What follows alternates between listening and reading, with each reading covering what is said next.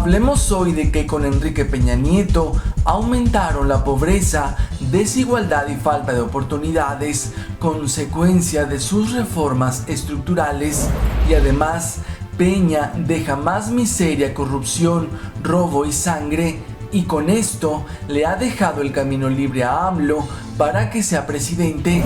¿Y qué hay de que la desesperación del PRIAN por quedarse en el poder es para endeudar aún más al país y regalárselo a sus jefes? Bienvenidos una vez más a este canal de comunicación informativo y formativo en pro del pensamiento crítico. Entonces hablemos de la miseria en este país y cómo no debe sorprendernos. Hay quien dice cómo es posible, pero bueno, ¿qué podíamos esperar? Hay mucho más pobreza, mucho más desigualdad, mucho más falta de oportunidades, y todo esto que está haciendo Peña y sus secuaces bien podría aprovecharlo Morena y llevar a López Obrador a la presidencia. El pueblo está harto más que eso y podría apostar por fin por una opción distinta. Y hablemos también de la deuda que como nunca nos dejará Peña Nieto. Y bueno, no es que con Calderón y con Fox no haya habido, pero con Peña Nieto rebasó el límite. Hablemos de todo eso.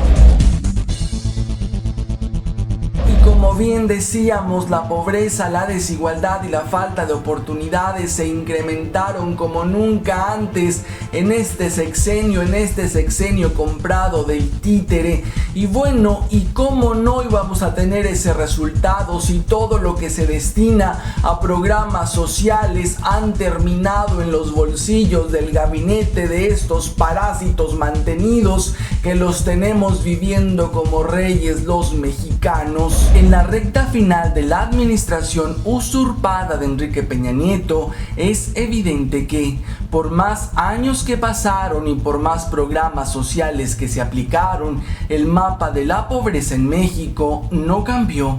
El número de pobres se mantuvo, lo mismo que las zonas de pobreza. El problema de las condiciones de vida de los mexicanos no aguanta más demagogia, pues la administración peñista heredará un modelo que no solo no combate la pobreza, sino que genera más miseria. De acuerdo con las cifras disponibles, el 43.6% de la población en México vive en condiciones de pobreza, y hay quien aún se sorprende por estas cifras catastróficas que está dejando el títere, pero no debiera causarnos estupor ni mucho menos sorpresa, porque no fue impuesto para mejorar las condiciones de este país, fue impuesto para que consolidara reformas que lo entregaran. Todo para eso lo impusieron, no para favorecer las condiciones de los mexicanos. Y el México que nos está dejando Peña Nieto no es nada distinto de lo que nos dejaron los panistas, y ni qué decir el régimen priista por tantas décadas. Más robadero, más corrupción, más sangre no pudiéramos tener en este país.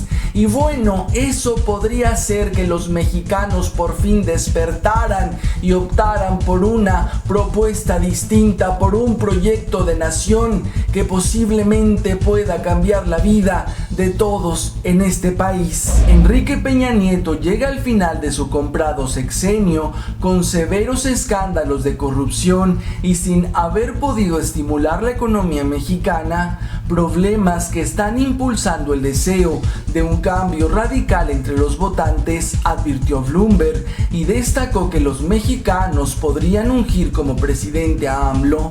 Después de 36 años de tecnócratas de libre mercado, los mexicanos podrían elegir a un extremista izquierdista que amenaza con enfrentar a Donald Trump, advirtió la derechista agencia. El anhelo de los votantes por el cambio está impulsado por el mal desempeño del gobierno. Y en muchos momentos pudiéramos pensar que en este país nada va a cambiar, que la mayoría de los mexicanos van a seguir en su letargo sin hacer nada porque las condiciones de sus vidas mejoren. Pero cuando nos rebasan este tipo de información, esto que vivimos día con día, el robo, la sangre, la miseria, la corrupción, todos estos factores que ya tienen harto a este país, es cuando se vislumbra la posibilidad de un cambio, y AMLO podría tenerla no tan difícil para llegar a la presidencia en el 18. Y debemos tener en claro que Peña Nieto no solo fue impuesto para llevar a cabo las reformas estructurales, esas que lo entregarían todo a las transnacionales, a Estados Unidos, a los intereses del gran capital extranjero. También fue impuesto por el Fondo Monetario Internacional para generar mucho más deuda de por sí la que ya teníamos, pues con este aumento muchísimo más. Para eso lo impusieron, para eso está ahí. El comprado gobierno de Enrique Peña Nieto entregará a su sucesor una economía con la deuda más alta en la historia del país. Proyecciones de la Secretaría de Hacienda indican que al cierre de 2018 la deuda quedará en 47.3% del Producto Interno Bruto.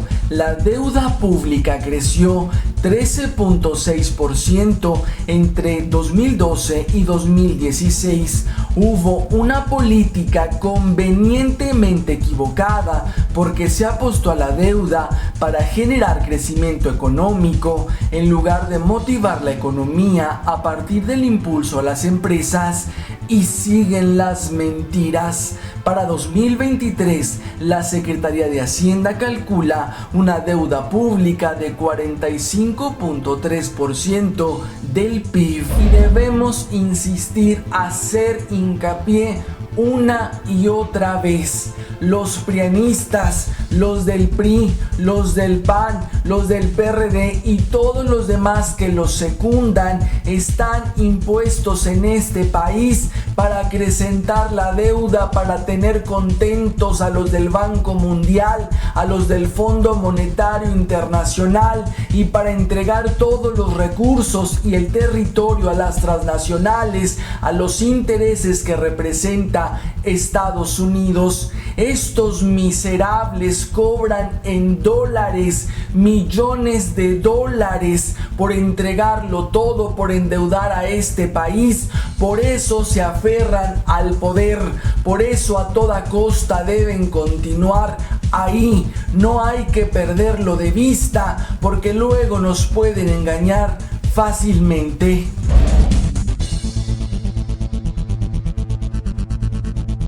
Y hasta aquí esta editorial. Les agradezco una vez más la amabilidad de ver, de comentar y de compartir este material en todas las redes sociales. Nos vemos en la próxima emisión.